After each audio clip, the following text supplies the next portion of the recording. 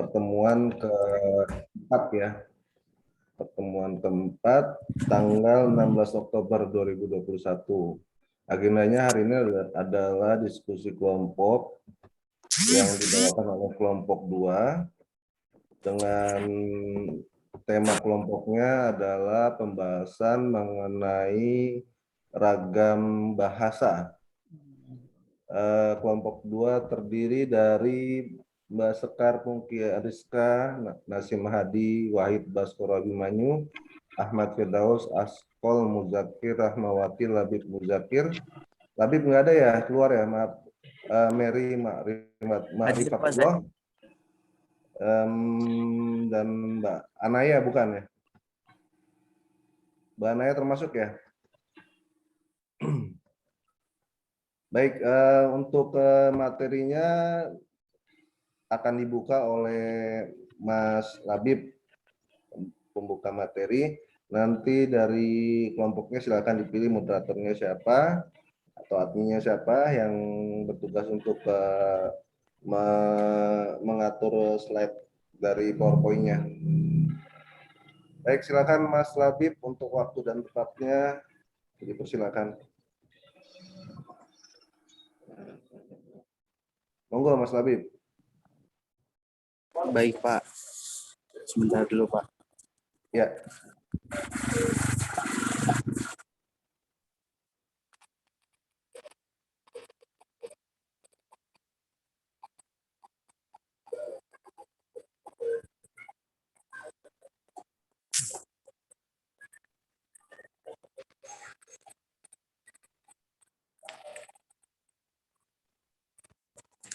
Bismillahirrahmanirrahim. Assalamualaikum warahmatullahi wabarakatuh. Waalaikumsalam warahmatullahi wabarakatuh.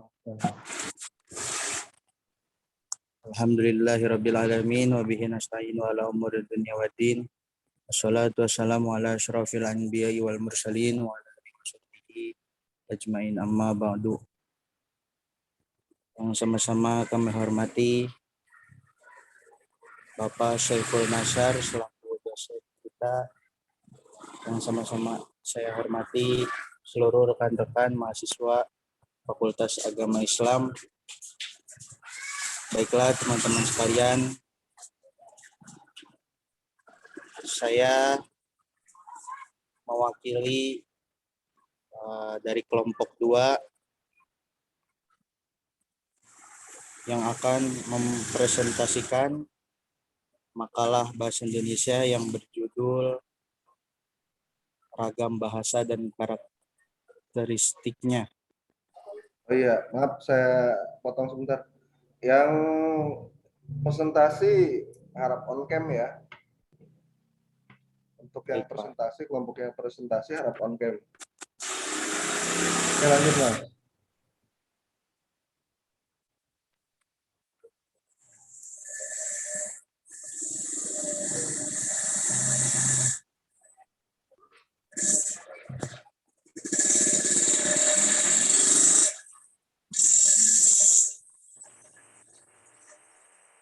Baik, saya lanjutkan. Pembacaan presentasi makalah ini akan dibacakan oleh beberapa orang.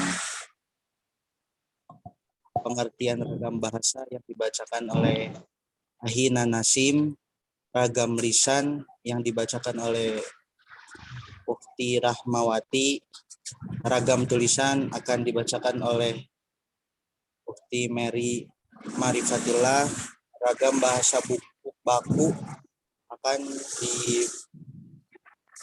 dibacakan oleh Sekar, ragam bahasa baku akan oleh Ahmad Firdaus, ragam sosial dibacakan oleh Ahin Aksol, ragam fungsional dibacakan oleh Wahid, ragam bahasa baik dan benar dibacakan oleh Labib Akbari, saya sendiri.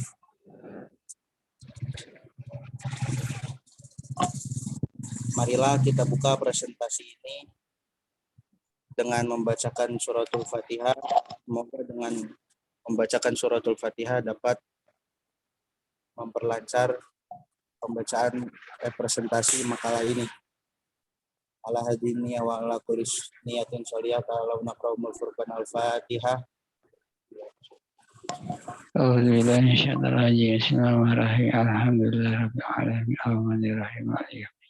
Iyyaka na'budu wa iyyaka nasta'in. Amin.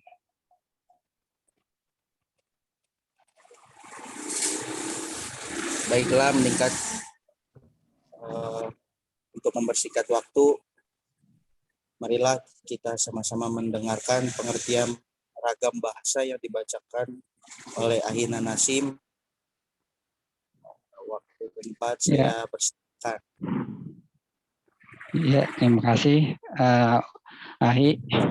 Saya bacakan pengertian ragam bahasa.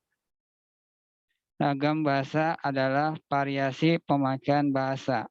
Batman menyatakan bahwa ragam bahasa adalah variasi menurut pemakaian yang berbeda-beda menurut topik yang dibicarakan, menurut hubungan pembicara, kawan bicara, orang yang dibicarakan, serta menurut medium pembicara. Dengan kata lain, ragam bahasa variasi adalah variasi berbeda-beda yang disebabkan karena berbagai faktor yang terdapat dalam masyarakat, seperti usia, pendidikan, agama, bidang kegiatan, dan profesi, latar belakang, budaya daerah, dan sebagainya. Akibat berbagai faktor yang disebutkan atas, maka bahasa Indonesia pun mempunyai ragam bahasa. Saya membagi ragam bahasa Indonesia menjadi 7 ragam bahasa. Di antaranya ragam bahasa yang bersifat perorangan. Ragam bahasa ini disebut dengan istilah idioleg. Idioleg adalah variasi. Bentar, Mas Nasim. Bahasanya. Mas Nasim kameranya kok nggak on cam ya? Oh, pakai HP, Pak. Saya pakai HP. Ini Pak sama Ahmad Firdaus Pak. Mau share screen.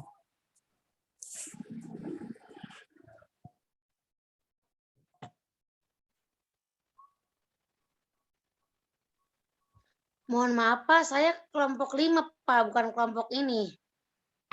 Share screen. Share screen siapa ya? Oi.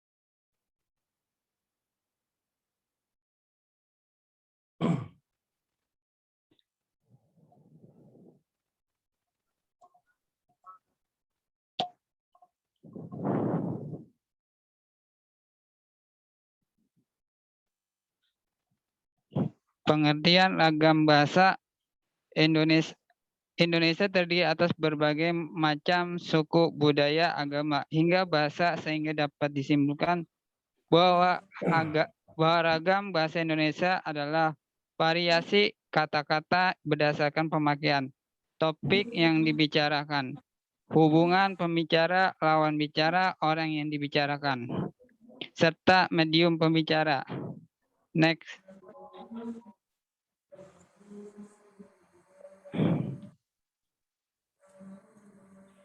Ragam lisan adalah bahasa yang dihasilkan alat ucap dengan penium sebagai unsur dasar. Dalam ragam lisan kita berurusan dengan kata bahasa, kosakata, dan lafal. Dalam rangka bahasa lisan ini pembicara dapat memanfaatkan tinggi rendah suara atau tekanan air muka, gerak tangan, atau isyarat untuk mengungkapkan ide. Next. Ragam tulisan. Ragam tulisan adalah bahasa yang dihasilkan dengan memanfaatkan tulisan dengan huruf sebagai unsur dasarnya. Dalam ragam tulisan, kita berurusan dengan tata cara penulisan dan kosakata. Dengan kata lain, dengan ragam bahasa tulis. Kita dituntut adanya kelengkapan unsur kata seperti bentuk kata ataupun susunan kalimat. Ketetapan pilihan kata, kebenaran penggunaan ejaan dan penggunaan tanda baca dalam mengungkapkan ide. Next. Ragam bahasa baku. Bahasa baku. Ganti. Ganti silakan. Monggo. Diambil alih ya, Mas Nasim. Iya, silakan. Di sini ada ragam bahasa baku. Ragam bahasa baku adalah bahasa yang digunakan dalam situasi resmi di mana pembicara dituntut untuk bersikap sopan, hormat kepada pendengar atau pembaca. Contohnya seperti ceramah, pidato, seminar, dan diskusi. Kalau berupa tulisan, itu contoh bahasa bakunya adalah kayak di buku-buku pendidikan, jurnal, terus karya ilmiah, surat-surat resmi gitu. Selanjutnya ada ragam bahasa tidak baku yang akan dijelaskan oleh teman saya.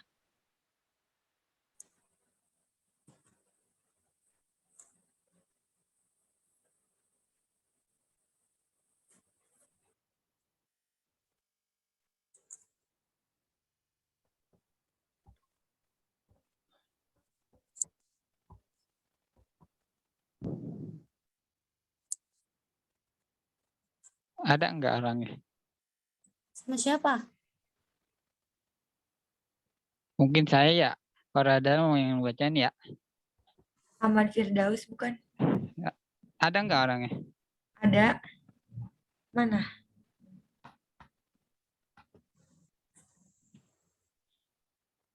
Udah enggak? Udah saya dulu aja, Pak. Ya, silakan. Ragam bahasa tidak baku. Bahasa non-baku adalah bahasa yang berkode, berbeda dengan kode bahasa baku, dan digunakan di lingkungan tidak resmi. Ragam bahasa non-baku dipakai pada situasi santai dengan keluarga, teman di pasar, dan tulisan pribadi buku harian. Ragam bahasa non-baku sama dengan bahasa tutur, yaitu bahasa yang dipakai dalam pergaulan sehari-hari, terutama dalam percakapan karakter bahasa tidak baku. Jadi kalau bahasa non-baku adalah bahasanya yang dipakai keseharian, seperti berbicara dengan teman, keluarga, dan berkeluarga dan teman. Next.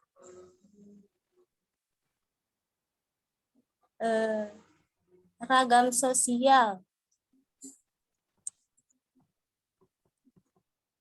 Ragam sosial dapat didefinisikan sebagai ragam bahasa yang sebagian norma dan kaidahnya didasarkan atas kesepakatan bersama dalam lingkungan sosial yang lebih kecil dalam masyarakat. Ragam sosial membedakan pengguna bahasa berdasarkan hubungan orang, misalnya berbahasa dengan keluarga, teman akrab, atau sebaya, serta tingkat status sosial orang yang menjadi lawan bicara. Next. Ya mungkin dilanjut lagi sama teman saya. Ragam fungsional. Sering juga disebut ragam profesional, merupakan ragam bahasa yang dikaitkan dengan profesi, lembaga lingkungan kerja, atau kegiatan tertentu lainnya. Sebagai contoh yaitu adanya ragam keagamaan, ragam kedokteran, ragam teknologi, dan lain-lain. Kesemuaan ragam ini berfungsi pada dunia mereka sendiri.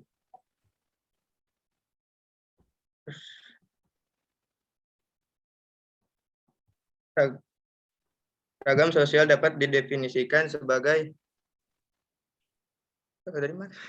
ragam sosial dapat didefinisikan sebagai ragam bahasa yang sebagainya norma dan kaidahnya didasarkan atas kesepakatan bersama dalam lingkungan sosial yang lebih kecil dalam masyarakat.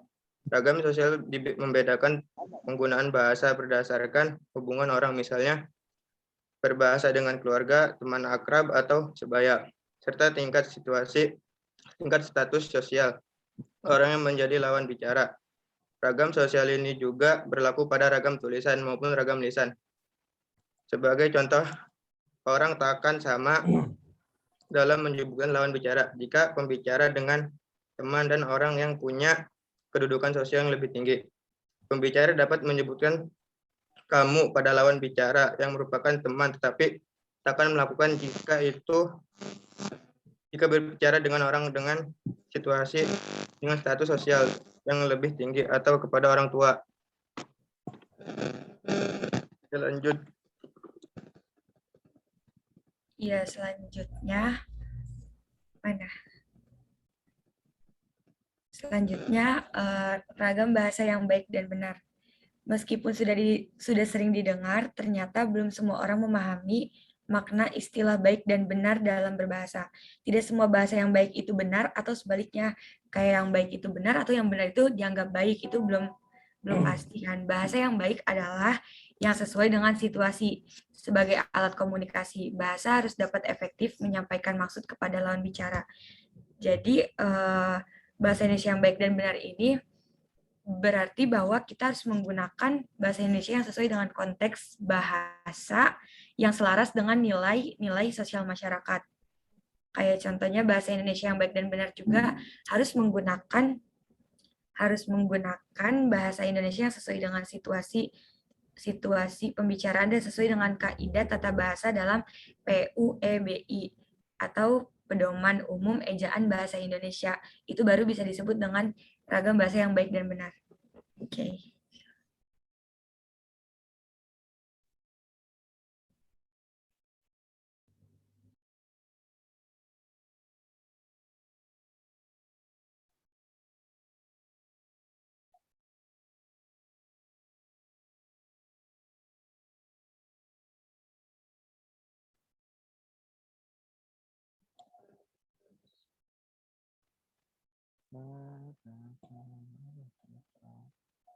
Share screen.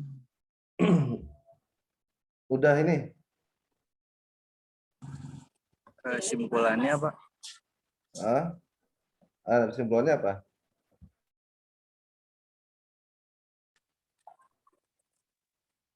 Kesimpulannya gimana ya Pak? Mau nanya ke saya? Kamu yang kelompok nggak bikin kesimpulan emang? Oh enggak. Dibacain atau enggak Pak? Pasti dibacain lah. Kayak yang kelompok pertama aja.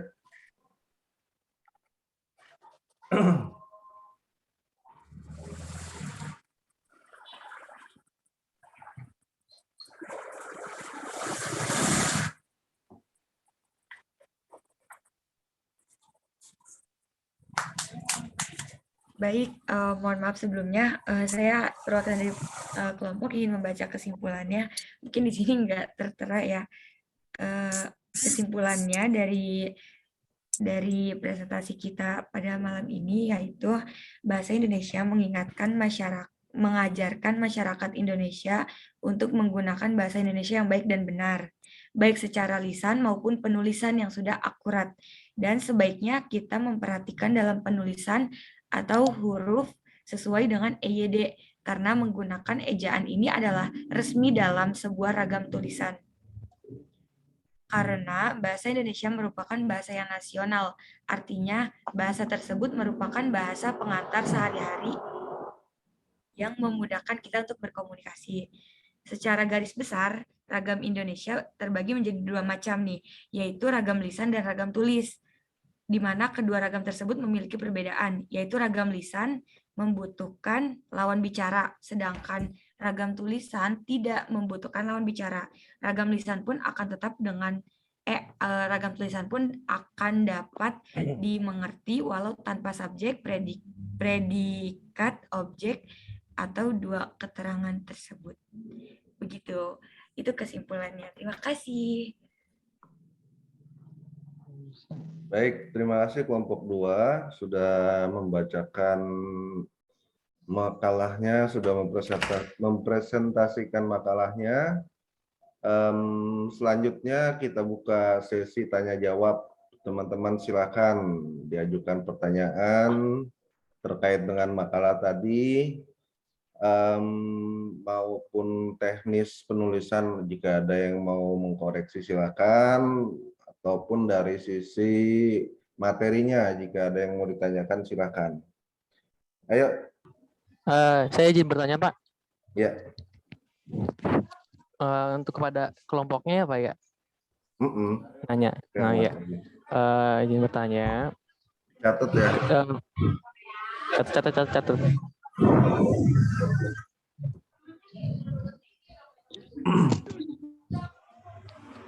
Udah ada belum? Ya. Ya udah.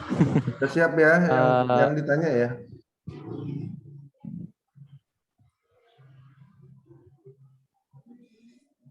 Lanjut Mas Faiz. Siapa? Mengenai ragam bahasa itu, udah mengenai ragam bahasa itu pada masa sekarang ini, khususnya pada anak muda, apakah dalam ragam bahasa itu kaitannya tuh rusak gitu nggak Pak ya? Kan bahasa anak sekarang itu kan kadang berubah-berubah gitu ya.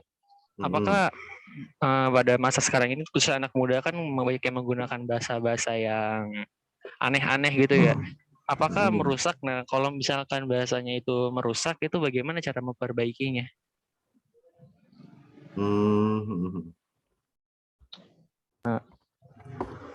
Paham nggak ya? Ya, benar. Ya, siap. Ya. Boleh langsung dijawab? Ya, terserah. Iya.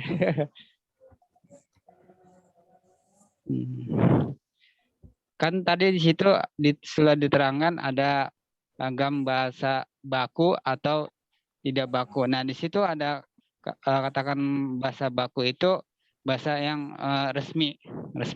Contohnya berceramah, pidato itu udah diresmikan, sudah resmi. Nah, kalau yang seperti kayak anak muda zaman sekarang itu tidak resmi, itu seperti tidak baku. Nah, di situ gimana mengatasi itu semua? Ya, itu semua itu sudah diatur, ada kata-kata, ada dua kedua itu, dua tidak baku dan kata-kata baku. Nah, di situ kalau Mas Faiz paham, di situ ada baku dan tidak baku. Contoh-contohnya sudah ada. Itu. Contoh yang tidak baku itu yang seperti kita santai, misalkan di rumah, itu yang tidak baku. Keluarga. Berarti kalau keluarga, yang tidak baku itu, berarti kalau yang tidak baku itu menggunakan bahasa-bahasa biasa aja atau masukkan bahasa-bahasa gaul itu tidak masalah gitu dalam konteks bahasa. Tidak masalah karena itu tidak resmi, karena itu berkaitan tidak baku, kan tidak baku dan ada ragam-ragamnya. Kalau itu tidak diatur. Contohnya, contohnya, misalkan Mas Faiz sama keluarganya itu ada bahasa-bahasa yang tidak baku. Nah, itu tidak katakan lagi santai atau lagi berdua atau bersama teman-temannya, itu bahasa yang tidak baku. Yang tidak baku itu diatur. Ya. Yang bahasa bakunya seperti itu, Mas Faiz. Mungkin saya coba lurusin ya, maksudnya dari pertanyaan Mas Faiz ya. Mungkin maksud pertanyaan Mas Faiz ini terkait dengan pengaruh bahasa yang dipakai oleh generasi milenial, bahasa gaul ya, bahasa nongkrong, bahasa yang di luar bahasa resmi Indonesia, pengaruhnya terhadap bahasa Indonesia itu apa? Apakah akan berpengaruh nanti ke depannya terhadap kemampuan generasi selanjutnya dalam menggunakan bahasa Indonesia atau tidak? Mungkin gitu maksudnya, Mas Faiz. Iya, Pak. boleh izin menambahkan, Pak. Untuk pengaruh dalam bahasa, perubahan bahasa milenial sekarang, seperti bahasa apa tuh anak zaman nongkrong atau gimana gitu kan, dia kan menggunakan bahasanya agak bahasa yang kasar ya. Nah, itu untuk pengaruh dalam bahasa. Yang pertama pengaruh untuk ke depan adalah pengaruh untuk ke depannya itu bisa menyebabkan karakteristik dari anak-anak bangsa, Pak. Karena bahasa-bahasa nongkrong, bahasa-bahasa yang dipakai sehari-hari oleh anak zaman sekarang itu cenderung lebih kasar. Nah, dari awal bahasa itu, dari bahasa nongkrong itu yang sering dipakai, itu akan bisa merubah karakteristik manusia. Karena berawal dari kata-kata, nanti akan di-save di memori tersebut. Nah, itu akan mempengaruhi karakteristik ke depannya gitu, Pak. Seperti akhlaknya, adabnya mungkin. Untuk ke depannya, untuk anak bangsa itu akan rusak. Berawal dari bahasa. Kadang hal yang sepele dari bahasa bisa menjadi perbuatan, Pak. Iya. Dengan bahasa yang kasar, bahasa kasar akan menimbulkan namanya kekerasan atau seperti cekcok segala macam. Nah, itu akan menimbulkan hal yang nggak baik. Itu menurut saya kalau untuk bahasa gaul jam sekarang itu berpengaruh, Pak, berpengaruh buruk untuk bahasa Indonesia ke depannya. Begitu, Pak. Ya, gimana kelompok 2? Mau membantah, mau mengkoreksi, mau menambahkan? Ya, ingin menambahkan, Pak. Ya, silakan. Jadi pengaruh terhadap kedepannya itu apa ya? Bahasa Indonesia itu tidak lagi jadi bahasa yang apa ya? Bahasa terhormat gitu. Kayak berubah makna gitu, kayak hilangnya budaya tradisionalnya jadi hilang gitu. Mungkin kalau misalnya bahasa sehari-hari atau bahasa anak zaman sekarang kita gunain sama teman sendiri mungkin masih bisa gitu, tapi kan kalau dengan orang dewasa atau dengan yang lebih tua, kita misalnya contohnya kata hoax gitu, orang tua mana tahu gitu hoax itu apa gitu kan, kalau misalnya yang kurang update gitu. Terus kalau misalnya dampaknya itu bisa berkurangnya minat generasi itu untuk mempelajari bahasa Indonesia gitu. Jadi kayak budaya kita tuh tersingkirkan gitu. Budaya bahasa Indonesia itu. Berarti dengan bahasa gaul itu akan merusak bahasa, konteks nama bahasa gitu ya berarti ya? Merubah konteks bahasa. Nah, maksudnya itu kan dalam bahasa itu kan ya ada terbagi yang tadi yang kayak gimana? Yang formal atau non formal apa tadi gimana? Sorry. Oh, kalau misalnya bahasa baku. Oh iya, kan ada bahasa yang baku, ada yang tidak baku. Nah, iya. Kalau yang tidak baku itu berarti kan ada banyak bahasa-bahasa yang gaul gitu ya. Berarti itu akan, maksudnya yang gaul itu kan bahasa gaul yang biasa. Nah, ada lagi bahasa gaulnya yang terlalu berlebihan. Nah, berarti itu akan merusak ya? Mungkin ke depannya bisa merusak. Jadi bagaimana kita mengaturnya aja. Jadi semakin banyak dari luar kan banyak bahasa yang masuk nih. Kita tuh harus bisa menyaring mana bahasa yang baik, mana bahasa yang enggak. Kalau misalnya kita menelan mentah-mentah bahasa yang masuk dari luar, mungkin kita akan terbawa oleh bahasa asing juga seperti itu. Jadi kita harus bisa menyaring mana bahasa yang baik, mana bahasa yang tidak baik dari luar itu masuk ke Indonesia ini.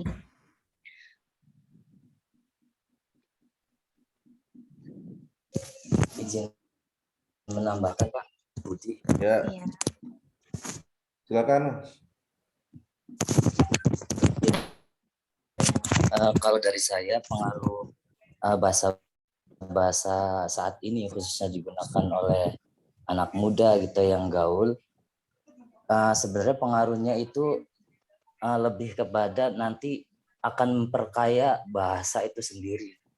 Jadi sekarang itu sebenarnya banyak juga bahasa-bahasa yang awalnya digunakan oleh anak muda, bahasa-bahasa gaul seperti bucin atau bumil, itu sekarang udah masuk bahasa baku, itu masuk di KBBI, dan itu sudah jadi baku. Boleh kita mengatakan misalnya bucin gitu kan, itu udah bahasa resmi juga. Cuman terkadang karena ini bahasa yang baru dibakukan atau kata yang baru dibakukan, seakan kita tuh masih kurang nyaman gitu menyebutkan kata-kata yang mulanya dari anak muda kemudian digunakan pas di acara-acara resmi, padahal itu udah boleh.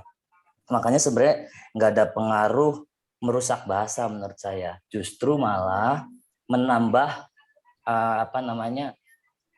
hasanah bahasa itu sendiri. Dalam kata-kata yang awalnya nggak baku jadi baku. Banyak kata yang dari kata-kata Jawa kemudian dibakukan. Kata baku itu berarti kan secara resmi itu bisa digunakan di acara-acara resmi atau di kita pengucapan gitu ya.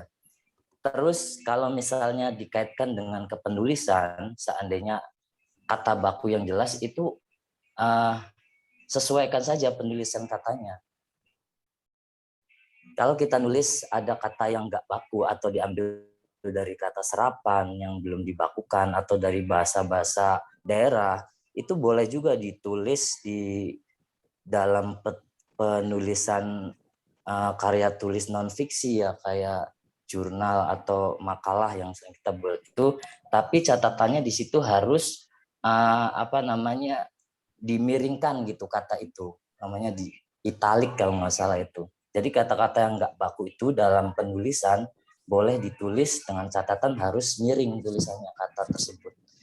Jadi kesimpulannya kalau menurut saya bahasa yang digunakan oleh anak muda atau siapapun itu yang awalnya nggak baku itu nggak mempengaruhi bahasa sendiri, tapi justru akan memperkaya, memperluas dari kata baku gitu kan.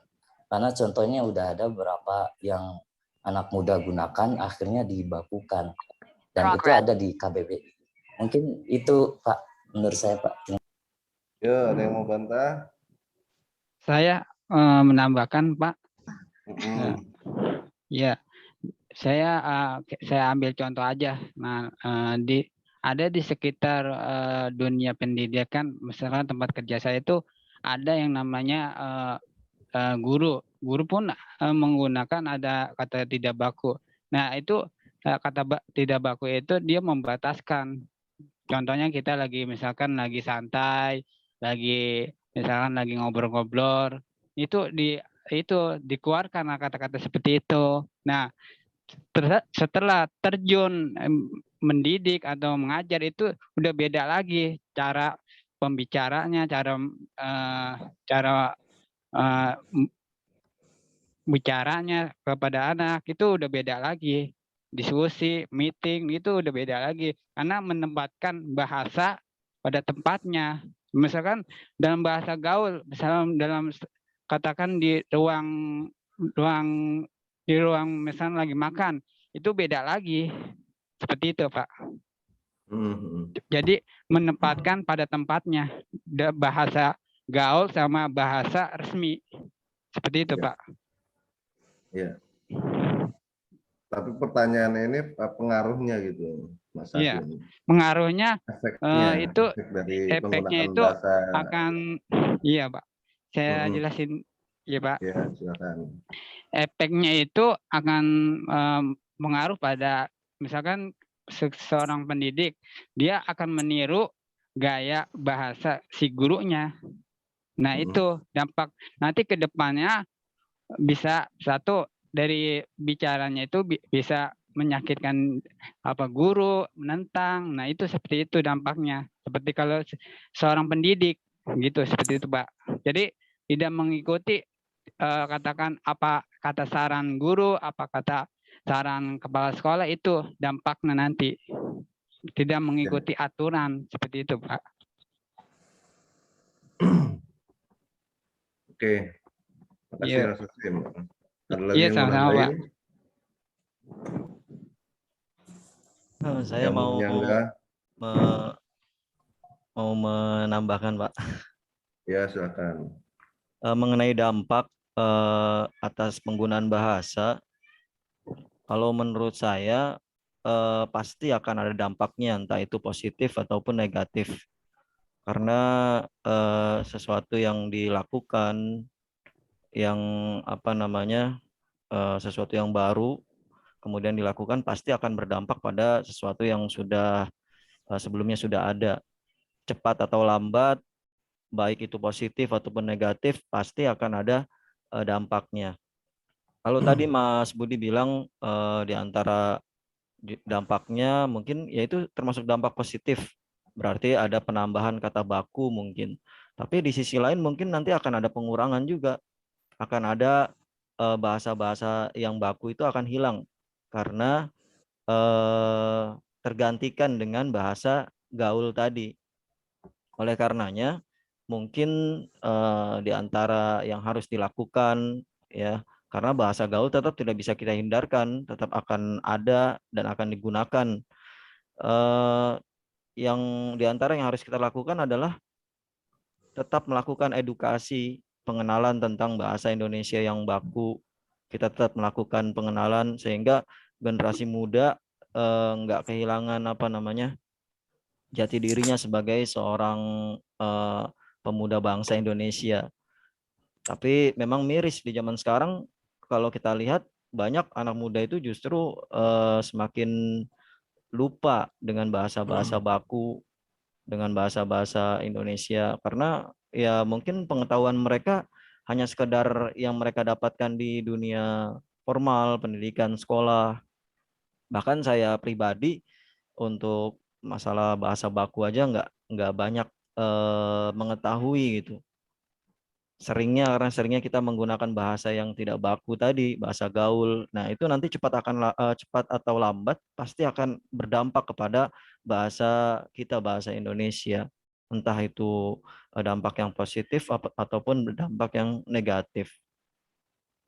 Begitu, Pak, kira-kira kalau menurut saya. Ya. Ada lagi yang mau nambahin, Ya, yang Pak. mau menjawab? Ya, Pak. Mungkin Ya.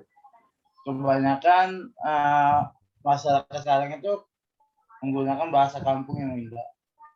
Yang pertama kan mungkin bahasa daerahnya dengan bahasa formal kurang terlalu dipakai, bahasa Indonesia yang baik dan benar itu kurang dipakai, dia sering menggunakan bahasa adat di kampungnya.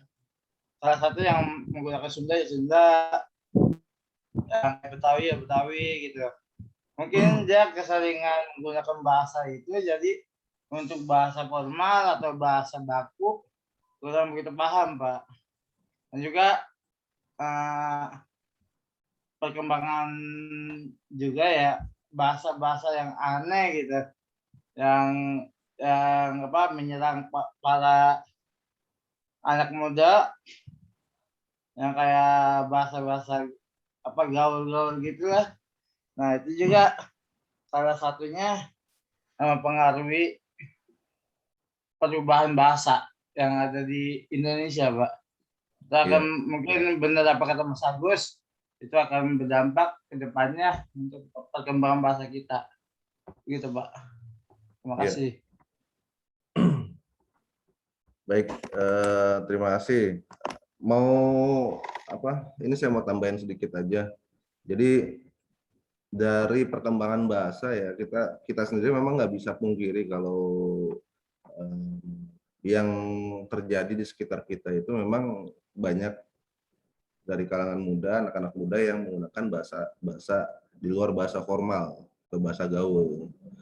Nah, ciri-ciri khas bahasa gaul ini kan ciri-cirinya ini bahasanya singkat, lincah, kreatif, ya kan? Kata-katanya cenderung pendek, yang simple lah gitu. Ya kayak lapar, lebay, garing gitu kan. Dari kemunculan bahasa-bahasa unggul ini pasti ada sisi positif, ada sisi negatifnya. Jadi sisi positifnya ada beberapa memang yang menambah khasanah, menambah perbendaharaan bahasa yang kemudian dimasukkan ke dalam Kamus Besar Bahasa Indonesia.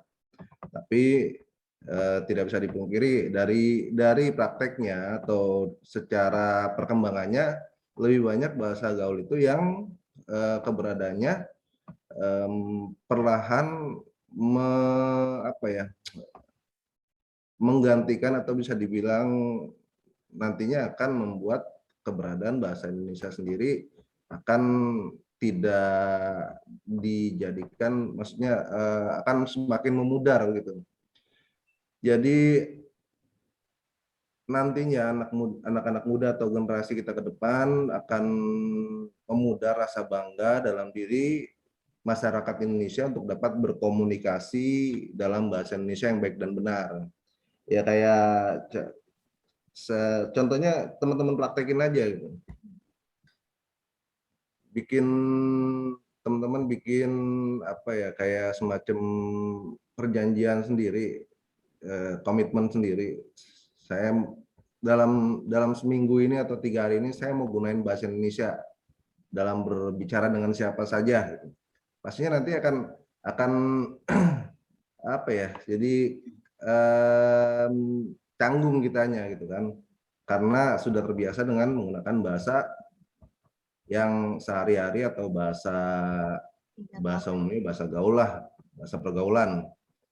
Itu salah satu dari efeknya. Jadi pudarnya rasa bangga dalam diri masyarakat Indonesia untuk dapat berkomunikasi dalam bahasa Indonesia yang baik dan benar, sementara dikarenakan mereka sudah terbiasa dengan bahasa pergaulan yang lazim digunakan.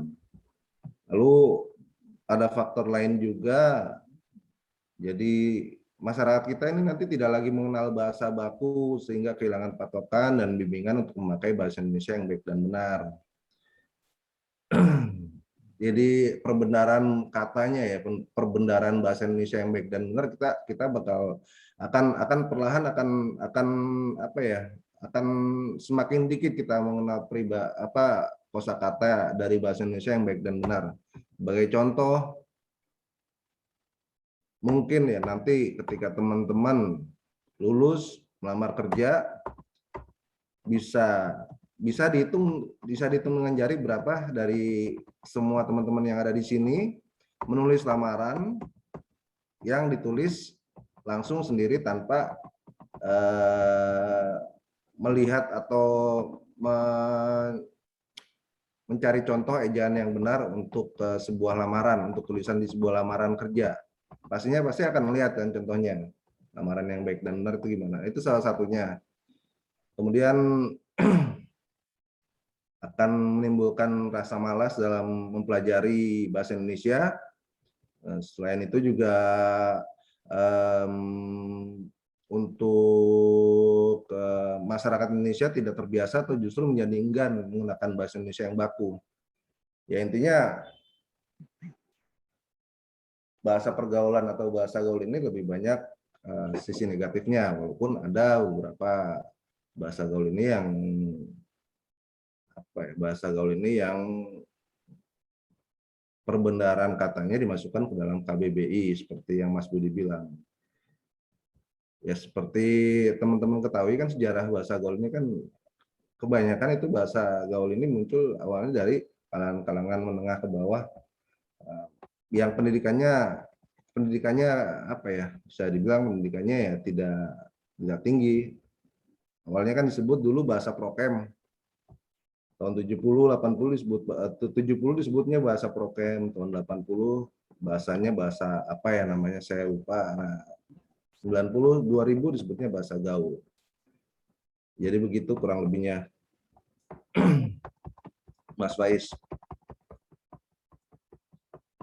Iya, Pak. Ya. Nah, selanjutnya pertanyaannya ya dari saya. Kalau memang bahasa untuk kelompok ya, untuk yang presentasi, kalau memang bahasa gaul sendiri berpengaruh yang cenderung negatif kepada eksistensi bahasa Indonesia. Untuk mengatasi terjadinya pergeseran dari bahasa atau perkembangan pemakaian bahasa gaul atau menipisnya rasa kecintaan bahasa Indonesia pada remaja atau generasi mendatang, hal apa saja yang perlu dilakukan oleh kita saat ini dalam menyadarkan atau dalam menjaga bahasa Indonesia agar nantinya bisa lestari, bisa tetap digunakan, malah bisa lebih dicintai. Karena di Vietnam ini sudah ada, di Vietnam ya teman-teman, di Vietnam, negara Vietnam, itu sudah memasukkan mata kuliah bahasa Indonesia ya, mata kuliah bahasa Indonesia di perguruan tingginya. Jadi Vietnam aja udah belajar bahasa Indonesia. Dan sampai nanti orang Vietnam lebih paham bahasa Indonesia dibanding kita. Gitu. Pertanyaannya tadi dicatat nggak kelompoknya? Kelompok 2. Iya, Pak. Apa tadi pertanyaan saya? Untuk bagaimana untuk mengatasi supaya bahasa gaul itu tidak berkembang gitu ya, Pak? Ya, jadi bagaimana caranya menjaga eksistensi dari bahasa Indonesia agar bisa dipergunakan, maksudnya agar bisa lestari, agar bisa digunakan oleh generasi ke depan, ya, untuk menjaga eksistensi bahasa Indonesia dari kepunahan atau dari perubahan secara besar lah, secara global gitu.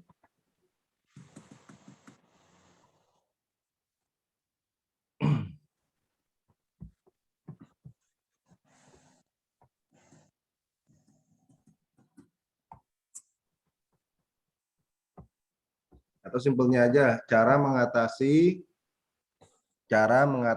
perkembangan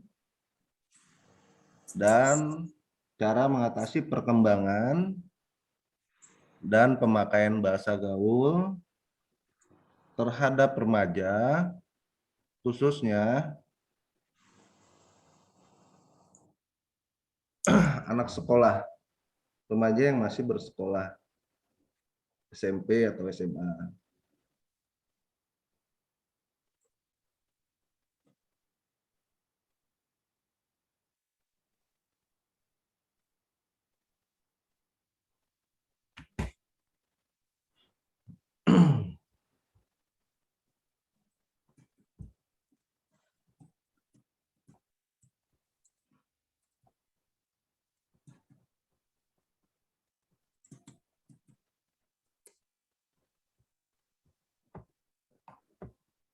Kalian enak loh kuliah depan laptop. Saya dulu kuliah megang handphone yang nggak boleh.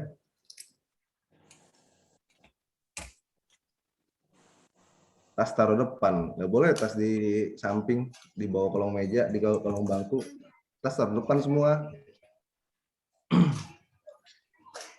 Nanti kalau offline boleh Pak bawa laptop atau bawa HP? Hah? Boleh, tapi jangan dihidupin internetnya.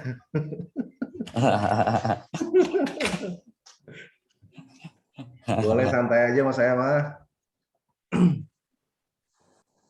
Siap Pak.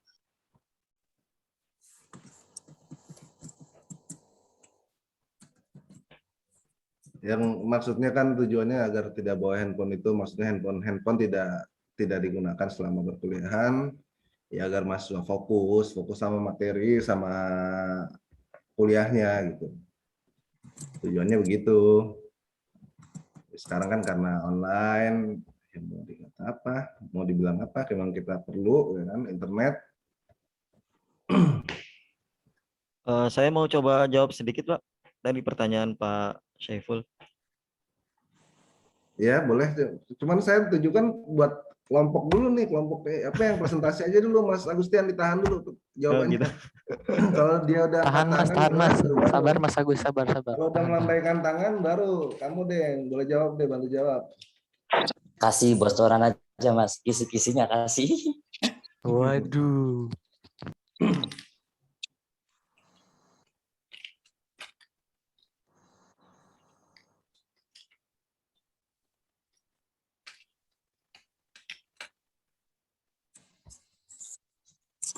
Pak, saya perwakilan dari kelompok ingin menjawab pertanyaan dari Ya, Bapak tadi. silakan. Bismillahirrahmanirrahim. Untuk menghindari pemakaian bahasa gaul itu, ini menurut argumen saya Pak, Iya nggak? kita harus menanamkan kepada diri kita pribadi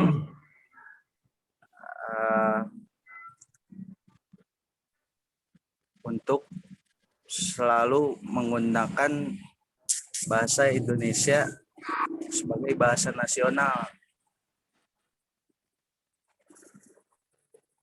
Terus kita juga harus punya tindakan secara nyata untuk peduli terhadap eksistensi bahasa Indonesia yang merupakan bahasa nasional itu sendiri.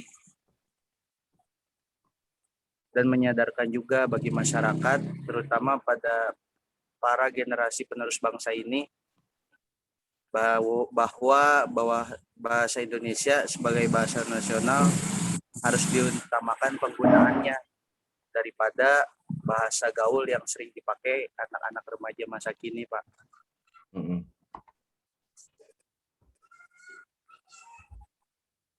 Udah Pak, sekian dari saya Pak. Itu ya.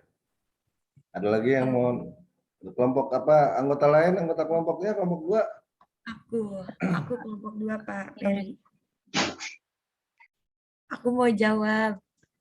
Ya, silakan.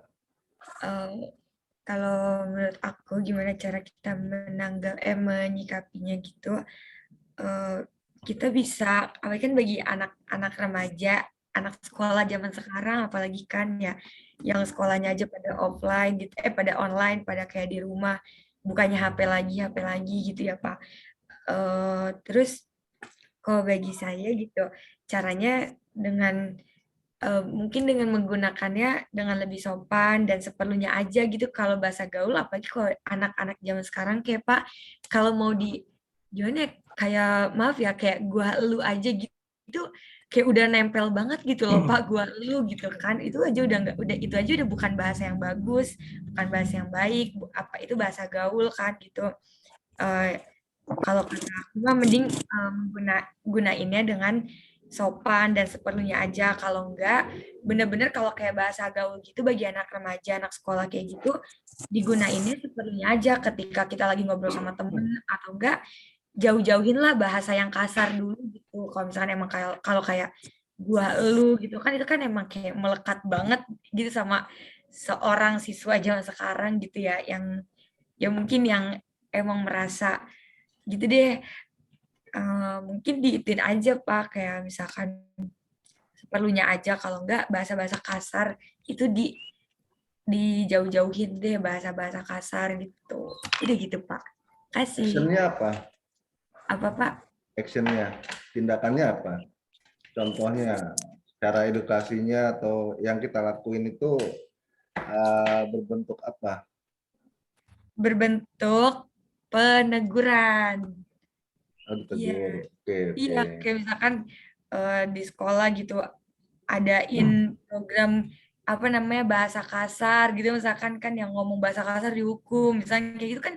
Kalau ada program kayak gitu bisa ini Pak, bisa kayak berjalan dengan sendirinya, kayak anak-anak takut gitu sama hukuman itu, apalagi hukumannya jangan yang menye-menye gitu Pak, yang bener-bener kayak nakutin anak gitu, kayak yang jangan ngomong gua lu gitu kan.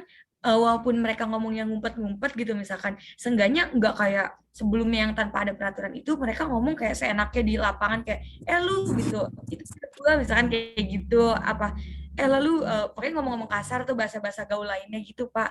Kayak misalkan di sekolah itu sendiri mungkin dengan ada tindakan peraturan kayak gitu, peraturan dan ada bagian yang peneguran kayak gitu sih Pak, kataku deh.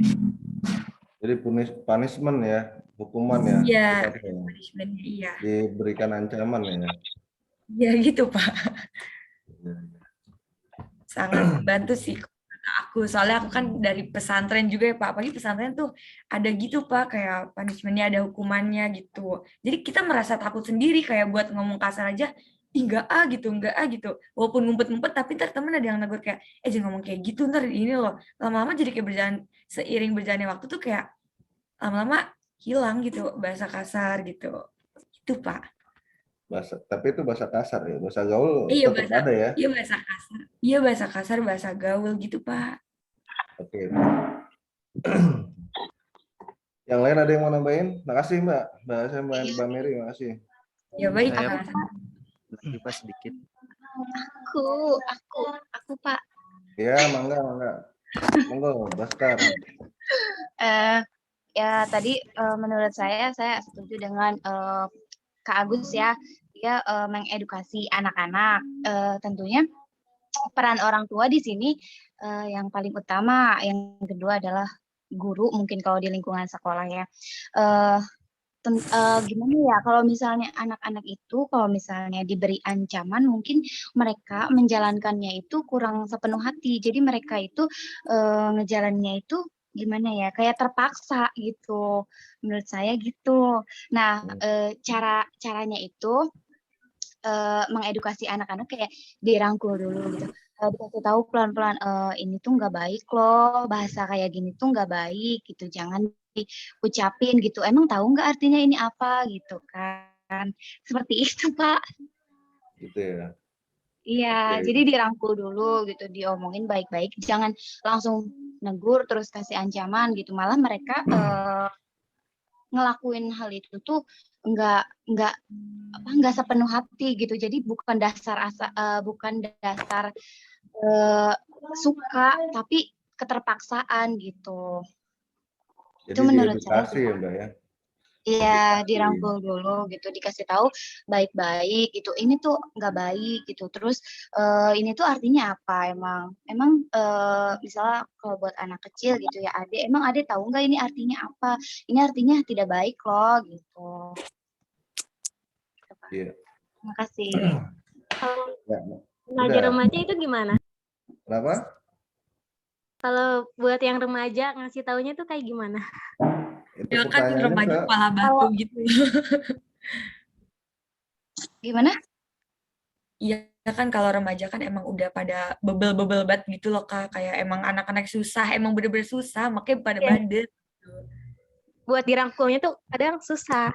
Ya udah kayak bukan yang di alam lagi gitu, anak remaja apalagi anak SMA gitu, anak SMP. Ya udah pada merasa gede gitu, baru gede. Tapi menurut saya ya, tapi bisa sih kalau kita emang kita misalnya ngajaknya pakai hati, pasti itu bakal sampai lagi ke hati dia gitu.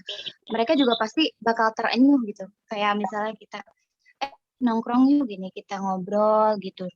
Terus nanti emang kalian ngomong kayak gini baik nggak sih buat kayak diedukasi aja gitu pelan-pelan. Tapi kita nggak nunjukin langsung gitu kalau misalnya kita tuh nyalahin dia ngegunain bahasa itu tuh nggak baik gitu. Jadi kayak di bahasanya halus gitu, pakai bahasa halus, cara yang halus gitu, nggak nunjukin langsung tapi pakai bahasa halus. Gimana ya? Ngerti nggak? Gimana Aminah, apa ada pendapat atau Mary lagi? Boleh Pak, saya menambahkan. Atau Kang Agus dulu? Ya, boleh sih. Saya udah dikasih kesempatan berarti. Boleh. Baik. Saya hanya ingin menambahkan sebenarnya apa yang telah disampaikan sama teman-teman itu udah cukup bagus. Tapi dari yang disampaikan tadi Mbak Mary itu lebih kepada bahasa-bahasa yang kasar. Kalau menurut saya bahasa gaul itu nggak cuma bahasa kasar, di sana juga ada bahasa yang nggak kasar gitu ya. Mengenai tata caranya, sebenarnya ada dua kalau menurut saya. Kalau mau supaya bahasa Indonesia itu tetap eksis ya dipakai oleh penduduk Indonesia, maka ada dua cara. Yang pertama adalah cara kasar, yang kedua adalah cara halus. Lanjut, Mas. Cara kasar gampang, pemerintah tinggal buat undang-undang. Pemerintah tinggal buat ketegasan. Barang siapa yang menggunakan bahasa yang tidak baku, maka bla bla bla bla bla, hukumannya ini dan ini. Nah, seperti itu. Itu nanti akan memberikan efek jera, entah dalam waktu singkat atau lama, pastinya akan memberikan efek jera kepada penduduk Indonesia. Saya teringat kepada kejadian G30 SPKI, karena kemarin sempat bahas tugas individu tentang G30 SPKI. Bagaimana bangsa Indonesia yang pada akhirnya bisa merubah mindset Indonesia jadi benci sama PKI. Itu kan berawal dari tindak kekerasan, pokoknya asal dapat yang berbau G30 SPKI, yang berbau PKI, maka langsung dihabisi. Sehingga benar-benar habis total gerakan-gerakan itu sampai ke akar-akarnya. Tapi nggak tahu kalau sekarang apakah masih ada atau enggak. Nah, itu kan berarti kan secara kasar. Nah, kalau pemerintah mau, berarti seperti itu. Dibuat undang-undang yang tegas mengenai penggunaan bahasa. Kalau cara yang halus, ya maka harus dilakukan pendekatan-pendekatan. Kalau sebenarnya pemerintah sendiri sudah melakukan upaya, diantaranya adalah melakukan kongres bahasa. Itu kan juga merupakan upaya untuk, seperti yang Pak Syaiful bilang kemarin, untuk mempertahankan eksistensinya bahasa Indonesia itu sendiri. Dilakukan kongres. Kalau dari pemerintahnya juga mungkin harusnya mengurangi akses dari luar negeri. Karena kalau saya lihat, kita itu kebanyakan itu ya terkontaminasi itu dari efek-efek luar negeri, entah bahasa, entah budaya. Makanya jangan heran kalau orang itu lebih senang sama sekarang itu lebih berbau-bau Korea, berbau-bau Jepang. Itu kan karena efek dari luar negeri. Karena tidak ada ketegasan dari pemerintah di dalam menyaring, mengurangi akses dari luar negeri tersebut. Harusnya itu ada pengurangan, apalagi kalau ini masalah bahasa. Nah, kayak begitu. Terus kemudian yang ketiga harus diperbanyak edukasi. Jadi setelah akses di luar itu dipersempit, nah di dalam ini kita lakukan edukasi yang banyak. Tadi seperti yang Mbak Sekar bilang. Nah, diantaranya ya dari sekolah, dari yang lainnya, terutama media. Kalau saya lihat media yang paling sangat berpengaruh, televisi, internet, ya, tontonan-tontonan yang kayak Afan saya sebutkan di Indosiar itu kan kebanyakan bahasanya bahasa-bahasa yang tidak baku, sinetron, gua elu gitu ya. Terus misalkan anak gaul, anak jalanan gitu ya, topan anak jalanan atau apalah gitulah ceritanya ya. Itu kan semuanya pakai gua elu. Nah, itu yang pada akhirnya sebenarnya menghipnotis kita, kaum muda. Ya bahkan nggak cuma kaum muda, ibu-ibu, mama juga seneng sinetron, jadinya akhirnya bahasa mereka juga jadi bahasa yang nggak baku. Di arisannya mereka gua elu yang dipakai kan gitu. Acara ibu-ibu PKK juga akhirnya pakai gua elu. Bahkan kalau menurut saya bahasa ini masalah alam bawah sadar. Jadi kita harus kalau memang mau pakai cara halus, yaitu pendekatannya pakai alam bawah sadarnya kita harus kuasai dulu. Kemudian di antara yang bisa kita lakukan juga memunculkan kesadaran masyarakat, ya salah satunya masih ada hubungan dengan edukasi tadi. Selanjutnya untuk diri kita sendiri ya kita harus menjadi contoh untuk anak-anak kita, untuk mungkin kita guru, murid-murid kita, ya kita kasih contoh. Karena kalau kita tidak memberikan contoh ya akan terus seperti itu. Karena sudah sangat parah kalau saya bilang ya. Seperti Pak Syaiful bilang tadi, sampai orang mau bikin surat lamaran kerja saja harus cari di Google dulu gitu kan. Itu kan berarti menandakan lemahnya dia, pengetahuan dia di dalam menyusun bahasa secara baku. Padahal bahasanya dia sendiri. Bahkan kita ini yang sedang Google Meet saja, itu sudah berapa banyak bahasa yang tidak baku yang sedang kita ucapkan. Aja, gitu, enggak, hilang. Nah gitu kan, gitu, aja, ya, aja. Harusnya kan saja. Tapi kita mengucapkannya aja. Kenapa? Ya karena itu tadi kita sudah banyak suntikan-suntikan dari luar itu. Yang sehingga akhirnya kita jadi terbiasa ya secara alam bawah sadar ya kita gunakan itu jadi terbiasa dan memudaya. Begitu. Ya, jadi tinggal pilihannya mau pakai cara kasar atau cara halus. Gitu Pak, kira-kira. Ya, oke. Izin berpendapat lagi Pak, saya Mas dari Budi, silakan Mas. Tadi Mas Budi, jadi mau nambahin? Iya, Pak. Jadi, Pak. Mas Budi dulu, Mas Habib ya. Iya. Terima kasih, Pak. Jadi kalau menurut saya untuk melestarikan bahasa ini memang tadi yang disampaikan Mas Agus itu cukup lengkap ya, tapi saya menambahkan juga memang peranan pemerintah juga sangat penting sekali Pak ya untuk melestarikan bahasa ini. Tadi sampaikan buat undang-undang itu cukup mempengaruhi juga. Undang-undang pertama dari undang-undang pendidikan yang di situ pendidikan itu melahirkan kurikulum dan kurikulumnya itu di situ ada pelajaran bahasa Indonesia. Salah satu yang membuat lestarinya bahasa Indonesia itu ya pelajaran bahasa Indonesia itu harus dipelajari.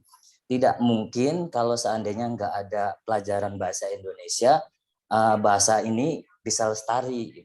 Dari tingkat SD sampai perguruan tinggi, pemerintah mendorong di ruang-ruang formal seperti sekolah itu untuk mengenalkan, mempelajari dan memahamkan bahasa. Itu yang pertama Pak dari pemerintah ya, harus ada dorongan gitu seperti membuat undang-undang pendidikan, terus juga melahirkan kurikulum yang di sana memuatkan pelajaran-pelajaran bahasa Indonesia.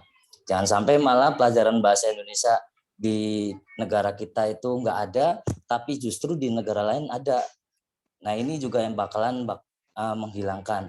Itu yang pertama. Yang kedua dari ruang non formal mungkin ya. Jadi kita sebagai anak bangsa itu bisa ngebentuk satu komunitas literasi gitu. Di sana nanti akan muncul budaya membaca, menulis dan diskusi. Dari membaca, menulis itu bahasa akan dipakai bahasa-bahasa yang resmi gitu. Bukan bahasa yang kayak tadi bilang bahasa gaul itu bahasa yang kurang sopan, bahkan itu nggak memuat kalau di dalam penulisannya. Makanya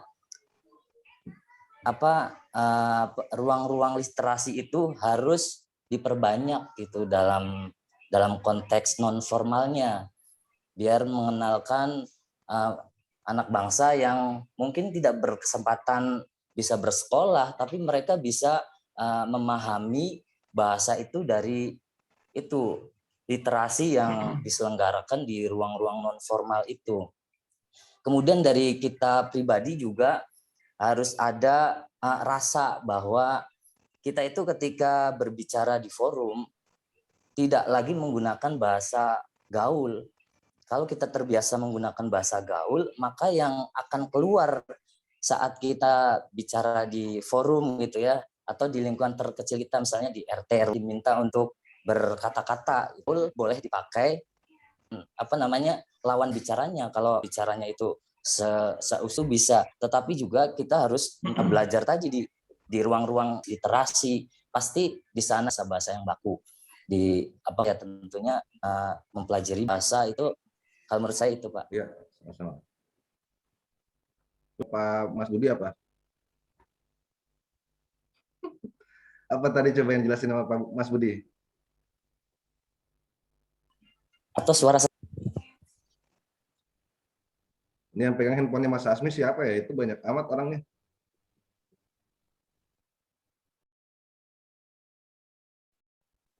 Yo, Pak. Mas Asmi. Ya, gimana, Pak?